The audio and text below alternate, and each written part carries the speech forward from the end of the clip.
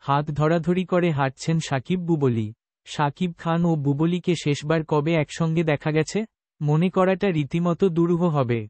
একসময়ের তারকা জুটিকে দীর্ঘদিন পর একসঙ্গে পাওয়া গেল। রোববার সন্ধ্যায় সাকিব খানের সঙ্গে তোলা কয়েকটি ছবি ফেসবুকে পোস্ট করেছেন বুবলী।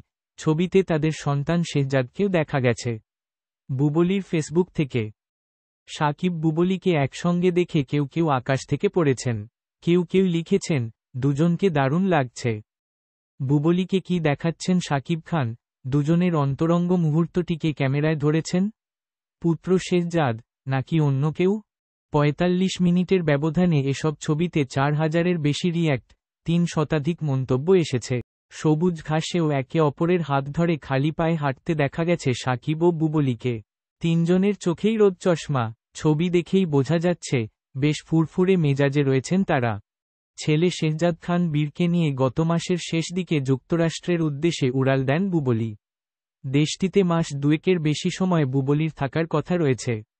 প্রথম আলোর সঙ্গে আলাপে বুবলী জানিয়েছিলেন, শেহজাদের জন্মের পর আর যুক্তরাষ্ট্রে যাওয়া হয়নি।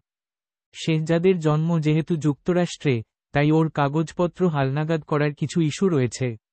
এগুলো সেরে নিতে চান, তাই যুক্তরাষ্ট্রে যাওয়া খুবই প্রয়োজন।